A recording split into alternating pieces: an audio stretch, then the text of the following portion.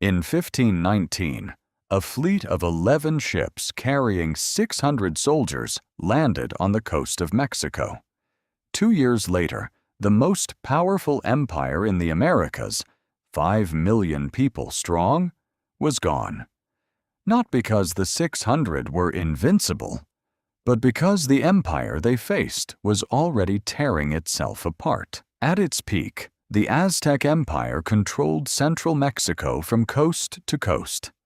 Its capital, Tenochtitlan, was built on an island in the middle of a lake, a city of 200,000 people connected to the mainland by 3 massive causeways. Contemporary Europeans who saw it called it the most beautiful city they had ever seen, more magnificent than Rome, more organized than Paris. The Aztec Triple Alliance had been built on military dominance, conquering neighboring peoples and demanding tribute. But this dominance had created something dangerous. Millions of deeply resentful subject peoples waiting for a chance to rebel. When Hernán Cortés arrived, they saw their chance. Hernán Cortés was not supposed to be in Mexico. His expedition had been canceled by the Cuban governor, but Cortés sailed anyway, defying direct orders. To prevent his men from retreating, he did something extraordinary. He burned his own ships. There was no going back. Cortés then did something even more brilliant. He began making alliances.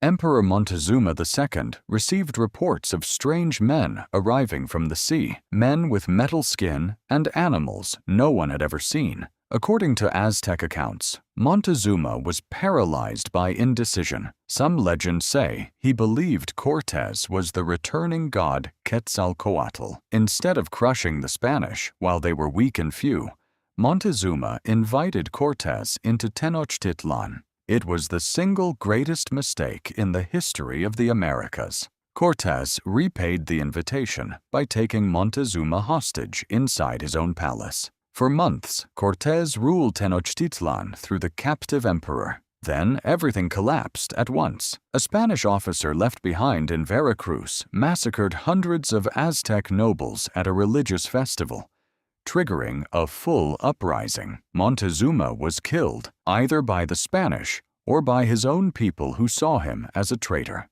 Cortés and his men were driven out of Tenochtitlan on the Noche Triste, the Night of Sorrows, losing hundreds of men as they fled across the causeways. But Cortés did not retreat to his ships. He regrouped, recruited tens of thousands of indigenous allies who hated the Aztecs, and returned. And then, smallpox arrived. The disease, carried unknowingly by the Spanish, tore through the Aztec population with catastrophic speed, killing up to half the city before a single battle was fought. The final siege of Tenochtitlan began in May 1521. The new Aztec emperor, Cuauhtémoc, fought with extraordinary courage, organizing a defense that held for 75 days. But the city was being demolished block by block. The causeways were cut. The food supply was severed. The water was poisoned. On August 13, 1521, Cuauhtémoc attempted to escape by canoe and was captured. The fall of Tenochtitlan was total. Of the 200,000 people who had lived in the city, only a fraction survived. Cortés built Mexico City directly on top of the ruins of Tenochtitlan. The Aztec Empire had not been destroyed by 600 Spaniards. It had been destroyed by smallpox, by the resentment of 100 conquered peoples, and by the paralysis of its own leadership. Cortés simply provided the spark. The Aztec Empire fell not because it was weak, but because its strength had always rested on fear. And when fear was no longer enough, everything collapsed at once.